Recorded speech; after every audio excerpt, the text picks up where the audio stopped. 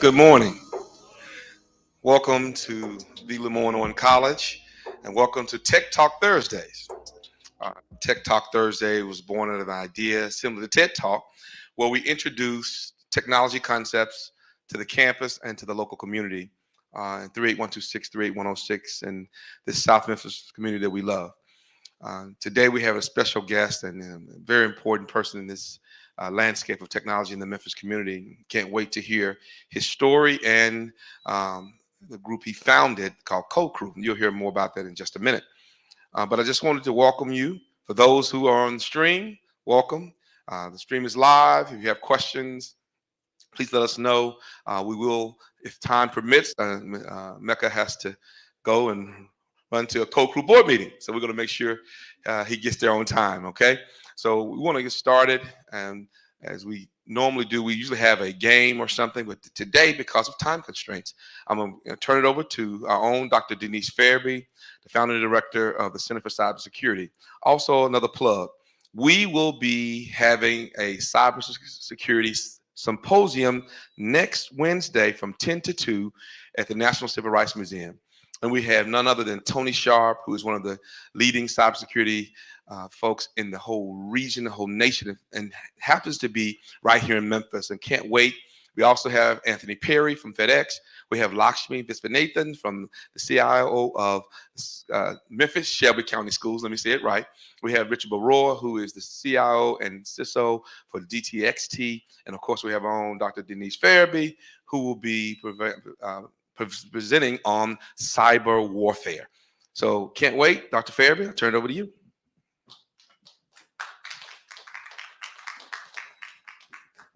Hi, how's everyone doing today? That's good. I'm going to tell you a little bit about our Cybersecurity Center, and then I'm also going to introduce Meka, Mr. Egwuekwe, for you. First, our Cybersecurity Center. LeMoyne-Owen College, I started here in the fall of 2014. And one of the major things that I noticed was that there was not a lot of knowledge in reference to current computer jobs and things in the area. And one of those major areas was in cybersecurity. Cybersecurity affects us no matter where we are, what we're doing, or anything else of that matter. Because our identities and things that we do are precious to us. So through that evaluation and that effort, we went through a 3-year journey with the Department of Homeland Security and the National Security Agency to get LOC designated as a National Center for Academic Excellence in Cyber Defense Education.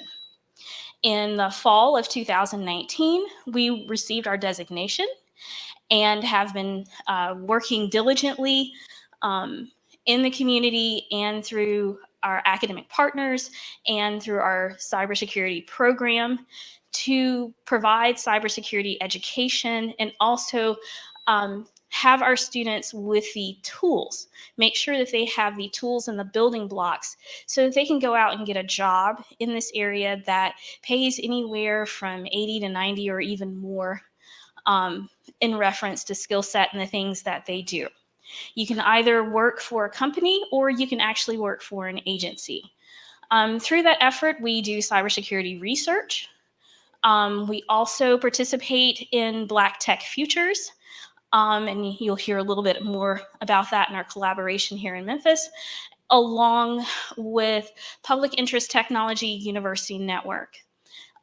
This helps us and gives us a platform so that we can provide the technology and the tools for the community in the area so that they can advance the innovation that's going on here in the Memphis area itself. Now, to the main event is introducing Mr. Egwuekwe. I've known Meka since probably 2012, 2013, when I was a postdoc. So that's been some years. And in that time of knowing him, I have been privy to see the advancements that he's been doing with technology and education here in the Memphis area with Code Crew. Through those efforts and those partnerships, Mr. Egwuekwe and LOC and a number of other community partners in the area have worked together diligently over the past almost year and a half, almost going on 2 years now, with Black Tech Futures to create and look at what's necessary so that we can have a Black tech ecosystem here in the Memphis area, along with being able to affect the economy and the entrepreneurship. That entails in affecting the innovation. And there are a lot of people with a lot of ideas that are here in the area, but they don't know how to get those grassroots things started. And through our efforts with Black Tech Futures and Code Crew and our other partners and working together, we will hopefully be able to provide them with ideas and see what we can do to put in the foundations and the building blocks that's necessary to affect the community.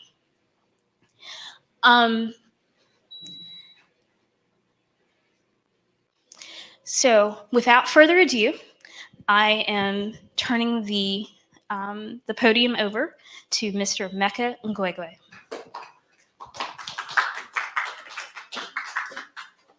And I must say, before, and I don't know if I'm on camera now, he has a Bachelor of Science from Morehouse College, my Morehouse brother, and a Master of Science at Duke University. His beautiful wife, Pam, they have two wonderful daughters. I had to get that in there. I don't want Pam to say anything bad that you did not introduce. Thank you. I've been married almost 24 years now, and my brother Charles, my Morehouse brother Charles, married man as well, so we know how to conduct ourselves publicly and make sure we meet the satisfaction of our better halves. Good morning, everyone. I am tremendously honored to be here. I'm certainly thankful to Dr. Bennett Fairs in her absence for allowing me to be here, as well as the invitation from, again, my brother Charles Elliott. And thank you so much, Dr. Farabee, for that great introduction. And again, as I mentioned, I'm tremendously honored to be here amongst friends as well. And so I thought I might share a little bit about my story. Charles asked me to, Mr. Elliott asked me to share a little bit about my own story and background, as well as a little bit about Code Crew. And so I'm going to jump right in because, as he mentioned, unfortunately, I also have an obligation at noon, a very important one with my board, which obviously we love their commitment to what we do in terms of our mission and vision. So I'm going to ask the slide deck to be put up here, and this is all right. This is a deck about building tech producer ecosystems for a better America. And I describe it this way because what we do at Code Crew is fundamentally about what Memphis's gift is to America, which is bringing diversity to the tech space. And so, but let me start with me a little bit. I'm hitting the advance button. I need to point it this way.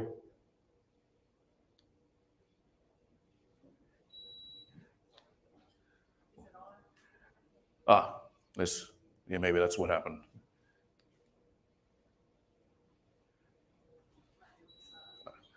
All right, here.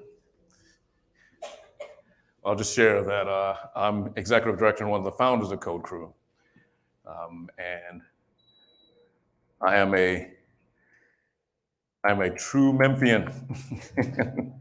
And you guys will all see a little bit more about who I am and how I got started in this space in a moment.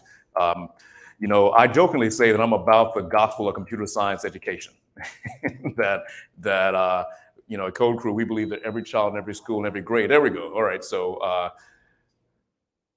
it looks like those slides are working. So let me start with this one. And this is I think I was maybe 6 years old in this picture. But when I tell this story, I was born in Chicago. Actually, I wasn't born in Memphis. I was born in Chicago. My parents separated when I was thank you. when I was very young, and my mother decided to raise my brother and I here in Memphis. So I grew up in South Memphis, and specifically the Castalia neighborhood. But I was blessed to not only be raised by my mother, but raised by my mother, my grandmother, and my great-grandmother. The three of those ladies raised my brother and I. My grandmother made sure we went to church every Sunday, dragged us to church, even though my brother and I sitting there fighting and so forth in church. But I'm so tremendously thankful for my mother gifting me one Christmas in 1983 with a Texas Instruments home computer. I asked her for a home computer because I'd asked for an Atari the year before, and she got it for us, made a miracle happen for us to get it. But I had to share it with my brother. So I said, well, I want something that's better than an Atari, and I want it just for me. And so got that TI home computer, really just to play games on it. But, in 1983 and 1984, no one was connected to the internet at home. So there was no downloading more games. When I got bored with the games that I had, my allowance wasn't growing fast enough for me to keep buying game after game. And so eventually I picked up the book on TI Basic, that programming language, and learn how to make my name move across the screen. As you can imagine, a name like mine is not one that you see on television. And so when the computer was plugged into the TV and my name, I could program my name across the screen. I said, look, Mom, my name is on TV. And that really is how I got my start as a programmer and ultimately a software engineer, a software architect. I went on to East High School. Back then, East High School was a 7th through 12th grade school. So I went 7th, 8th, and 9th grade at East High School. And in 1985 and 86 and 87, you could take when you took a computer class, it meant you learned how to program the thing, because you weren't taking computer applications. There was no Word and Excel, and no one was connected to the internet. Like I said, no one had email. The World Wide Web didn't exist yet. And so I credit my experience at East High School with giving me the foundation in computational thinking, programming, and computer science that set me on to what ended up being a 19-year career as a software developer before I left to found Code Crew. I was blessed, though, to have an opportunity to go away to boarding school. I went to Phillips Academy Andover and graduated from there. In fact, let me share just a little bit of a next slide of one of the big influences one of the big things I learned at Andover. Right, I met a man who did a presentation on African foundations, African origins in math and science, and I always knew that I kind of liked math and science, but I really didn't appreciate African contributions to that until I saw his presentation. The man was named Sam Matthews. It was January 1989. And he showed these pictures of the Sphinx, similar pictures of the Sphinx, and said, he showed the frontal picture and then he showed the side picture. And he said, now tell me that's not a black man. That's what he said. And I looked at that and I said, he's right. That is clearly a black face. And made me think about the fact that the narrative that we too often grow up in America, that black people have made no contributions, that our history begins with slavery and all these kinds of things, are absolutely false, right? That not only were we significant contributors to math and science and art and history and philosophy, we were the very founders of it. Right? Our Western civilization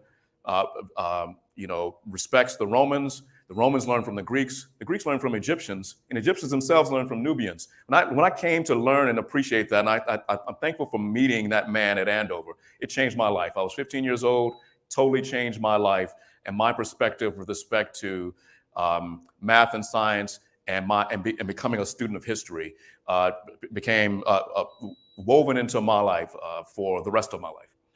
And so everything that I do is influenced by that experience, but in the foundation I got at home, in church and family. Went on to Morehouse College, majored in computer science, and actually did something crazy. I actually graduated in 3 years. I don't recommend anyone do that. I had a 4-year scholarship, and I had 4 years paid for, but I wanted to prove something, and that was just a big mistake. Do your 4 years and enjoy the best years of your life. I'd highly recommend that. But I went straight from college into grad school. I went to Duke University and got a master's in computer science. And while I was at college and grad school, I was blessed with some internships, a NASA internship while in college and Huntsville, Alabama, and then an internship with HP in Palo Alto, California. And it was those summers in California where I met I met my wife, who I jokingly say put something in my food, and I woke up married. And then this happened, right? This happened. And I'm blessed to have, two beautiful daughters. My oldest one is graduating from Xavier University in just a couple of weeks, and pre-med. And then my youngest one is graduating from high school, herself in boarding school, and will be at Hampton University next year. Right after grad school, I took a full-time position with HP with their Internet Security Division in Atlanta, and but at that time it was the mid to late '90s. By 1999, everyone was being on the cover of somebody's magazine with their .com that they were launching. Right, it was the beginning of the internet revolution, and I'm like, I want to be on the cover of somebody's magazine. I need to see if I can get with one of these startups, which I did. I joined a startup in Atlanta. And then when my oldest daughter was born, I decided to move to Memphis and join a startup here. And so in the meantime, I also tried my hand at launching some of my own startups. And they weren't all that successful, but I learned a lot with each one of those experiences. And today, Code Crew benefits from those experiences. Although also, anyone who knows me knows I'm passionate about kids. And so I was volunteering in different capacities, volunteering for my alma mater, for my high school, volunteering in my church, volunteering, taking kids on college tours and so forth, which I've done for more than 15 years. And but while I was at Lokion Interactive as a director of software development, Lokion got behind this crazy idea that I had, which was to launch a Black Girls Code chapter here in Memphis. And I really just wanted to sign my two daughters up for Black Girls Code. But when I learned that they had chapters in different cities and they didn't have one in Memphis, I'm like, how do we solve that problem? Kimberly Bryant, the founder of Black Girls Code, is from Memphis. And I said to her, look, let me bring Black Girls Code to your hometown. And she was kind enough to do that. That's how I got started with tech education. And that's how I got to merge my passion for youth with my background in computer science. Fast forward, that was in 2012, and fast forward to 2015, myself, Petia Grady, and Audrey Willis, all of us were Black Girls Code volunteers, got an opportunity to launch Code Crew with the support from the Memphis Grizzlies Foundation to initially start with a summer camp to teach kids how to make mobile apps at the Lester Community Center in Binghamton. But all three of us saw this as an opportunity to move the needle for computer science education in Memphis. And so we launched Code Crew in 2015, and by 2016, I was quitting my job to be full-time executive director, which I've been ever since. Thank you. So with that, I'd love to share more about Code Crew. And you all know, I don't have to explain to any of you that computers and software and everything that we do, right? And the amount of technology in our lives is not decreasing, it's absolutely increasing. And so I drive a Toyota Prius, it's got more than 30 computers in it, right? Automobiles have computers in them, computers on our arms, in our pockets. Computers are driving this very conversation today. You can't write a song today without computers today, at least you can't record one. And so it's in everything. And soon, we'll be outside and cars will be driving themselves. They're doing that now in a lot of places. And so just everything. And so those cities that are prosperous today and tomorrow are the ones that are able to generate those tech producers and create those tech ecosystems. And so those cities that are doing that are prosperous. Those cities who are not doing that are increasingly proving to be irrelevant.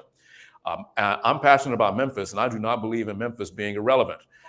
And so we are going to, we believe that we have to roll up our sleeves and stop talking so much about what Memphis isn't and start bragging about what Memphis is.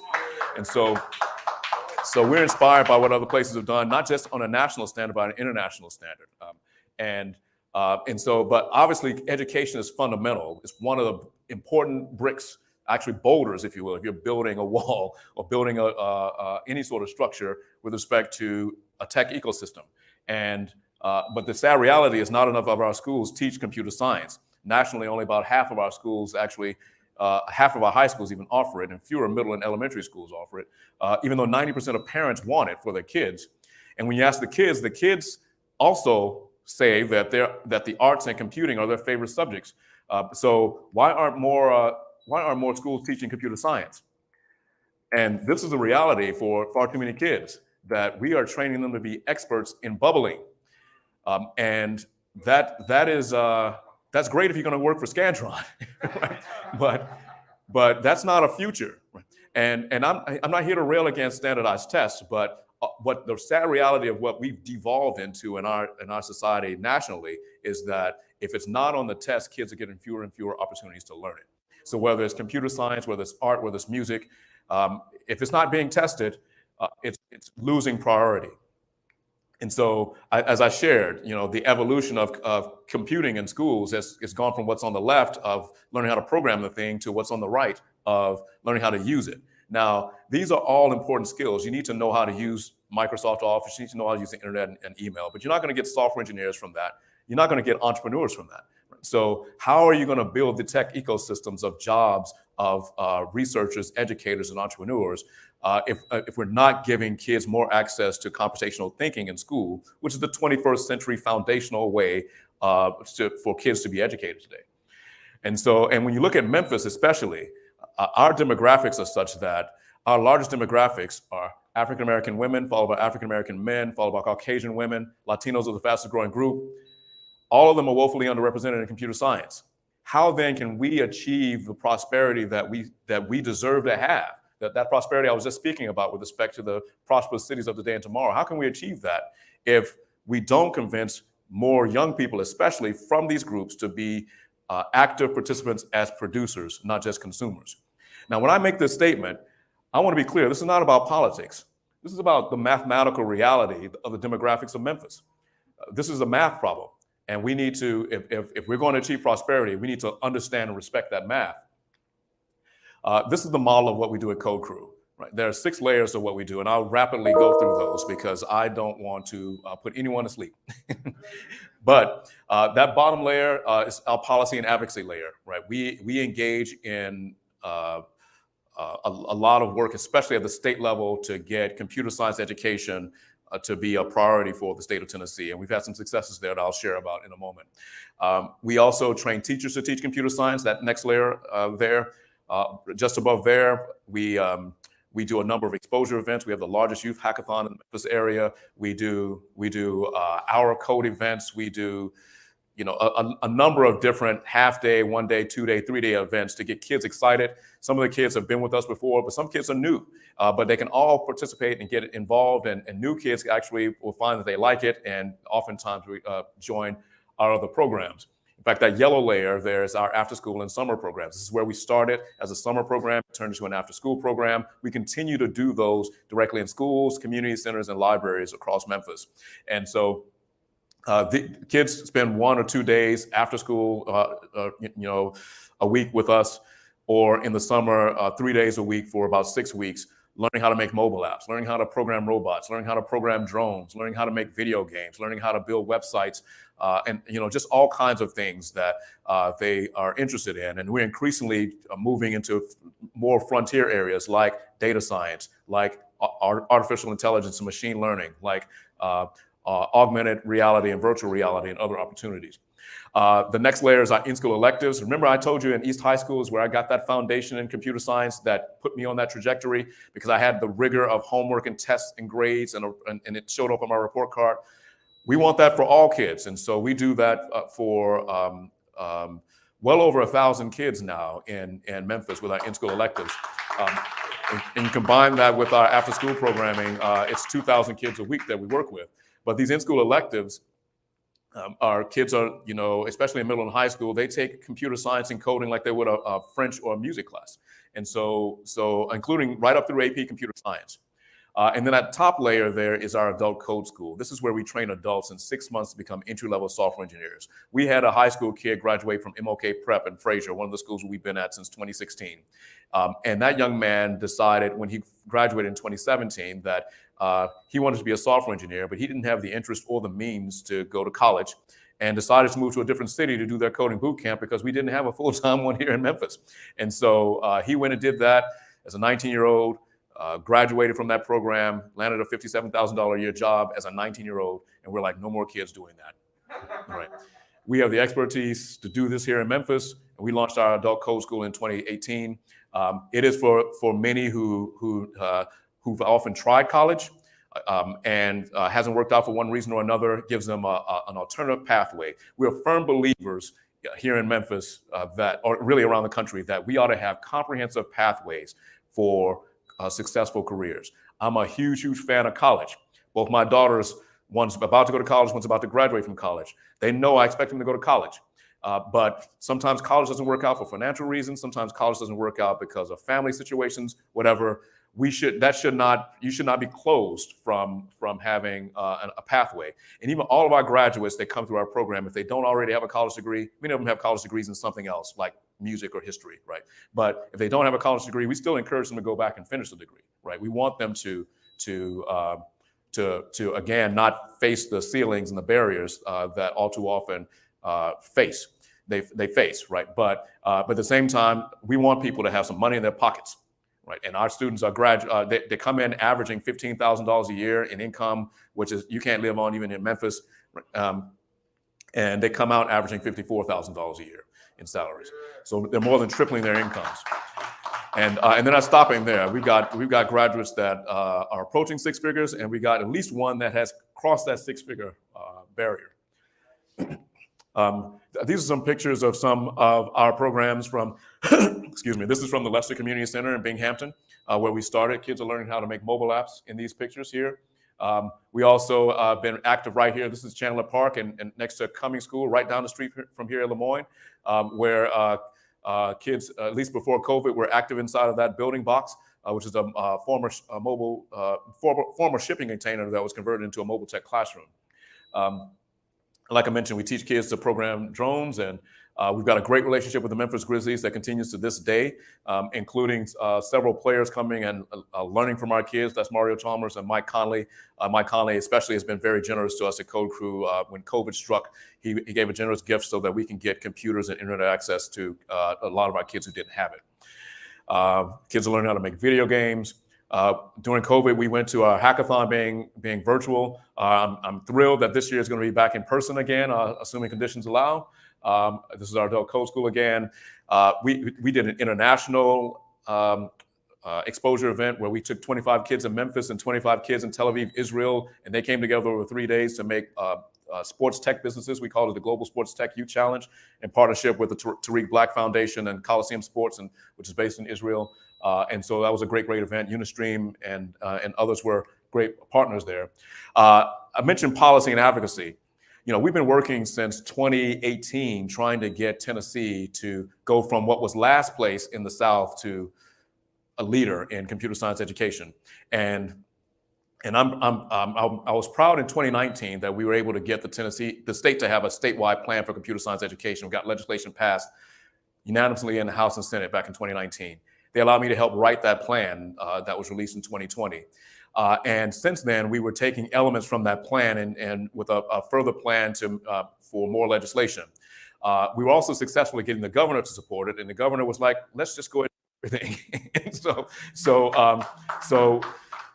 just this month, the House and Senate actually passed this computer science bill, where every high school, every middle school, and every elementary school will have computer science in the school. There'll be $1.25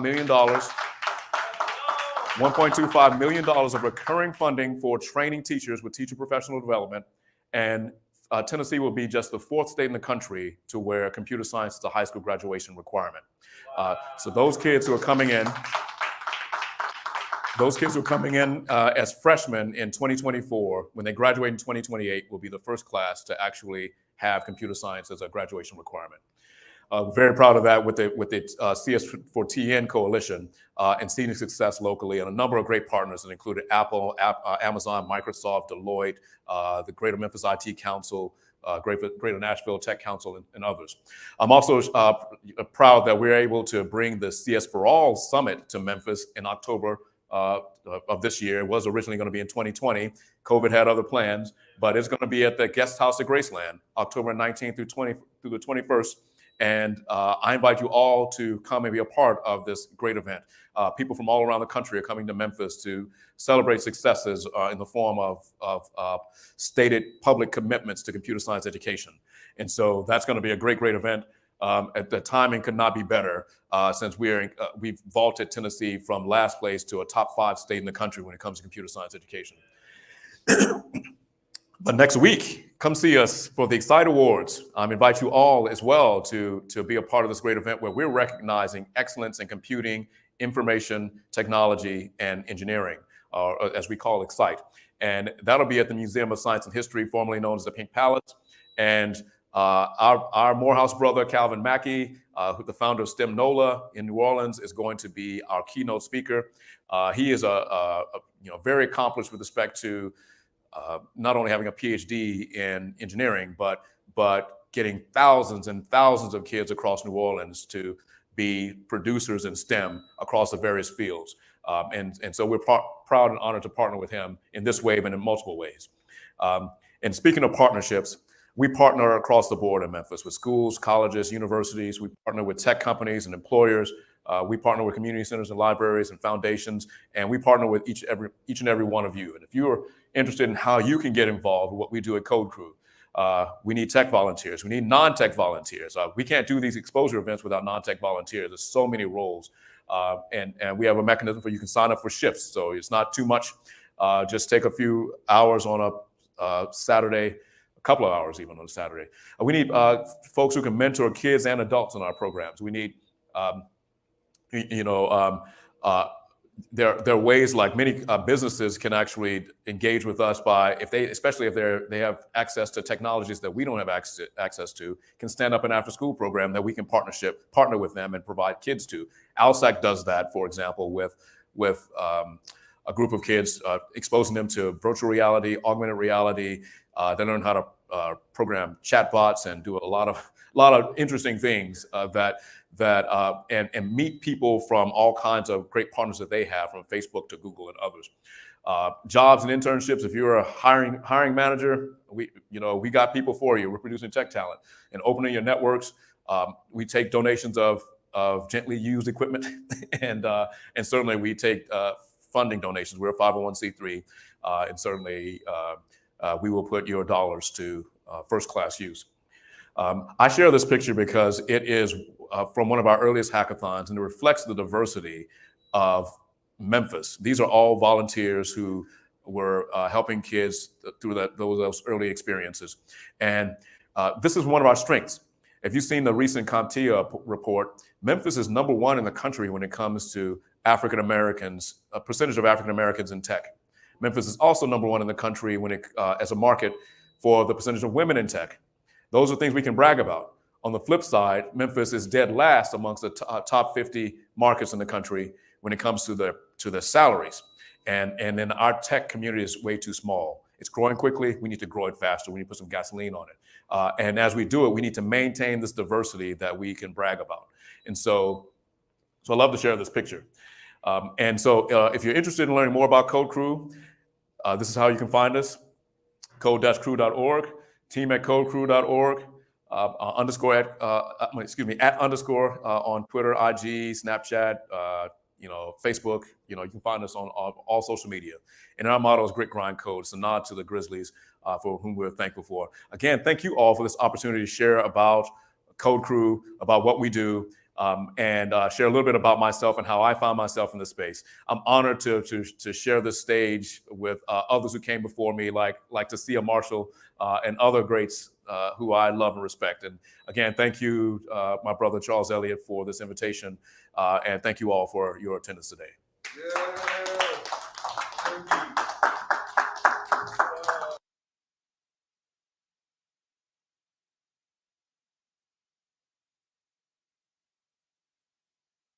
Another hand. Let's give Meka another hand. This has been powerful. I don't know about you. If you don't know about the House bill and the state bill that he was the leader on and made sure it happened, that is powerful for us at LeMoyne-Owen College, because we can get more students when they come to the institution who already have computer science education. So one of the things that is powerful that I wanted Meka to share, the reason I wanted him to share that is because when you talk about top when it comes to minorities in education, particularly African Americans, in computer science and technology, and women in technology, it's because of what Code Crew has done. And he's been passionate about it for multiple number of years. And I appreciate him and what he's doing in Memphis. The Black tech ecosystem that is growing tremendously is because of people like Meka. And I can say he's the leader of it. And me and Dr. Farabee can speak to that because our Black Tech Futures group, that's our leader right there. So I had to make sure he was here. As Vice President of Technology and Administrative Services, it is always a pleasure to have someone like Meka to come and let us know how that's all out there. A lot of times I don't introduce myself. I'm Charles Elliott, but it's more about our students, it's more about the community, and more about our faculty and our constituency learning more about what's out there. What Meka talked about, many of us may not have known about. So now you have information. It's on streams. You can go back and look at it. Incredible job, my brother. We're going to have something for you. We're going to get something for you, right, Dr. Farabee? And I also want to thank Dr. Farabee for helping us push the Cybersecurity Center. We're one of 6 in the state that are certified by the NSA and by the Department of Homeland Security, and one of 9 HBCUs in the country that have this designation. And so we got to brag about that. The LeMoyne-Owen College has that. No other HBCU in the area has it. There's only another 8 in the country. Only, not even other many schools. You think about the number of schools in Tennessee that we have that designation. So we got to brag. That is a powerful brag that we must do. We talk about bragging. We got to brag about that. So again, thank you, and I appreciate you so much for being here. Thank all of you for being here. This has been a powerful Tech Talk Thursday. By the way, Tasia told me to tell you thank you for paving the way. She might have in the live stream chat, right? She sends a text. And thank to you. You've been in a great lineup, to Tasia Marshall, Donald Comer, and Meka Egwuekwe, and for what he does and what he does for the Memphis community. Let's give him another round of applause. And then thank you and have a great rest of your day. Don't forget, every 4th Thursday, Tech Talk Thursdays, every 4th Thursday we'll have it. Even when you're not in school, we're going to have something. Okay? All right. Ready to start eating healthier? Meet Kachava. Kachava is the world's healthiest all-in-one meal shake. A complete meal in seconds to keep you going for hours. It's made with over 70 plant-based superfoods and nutrients.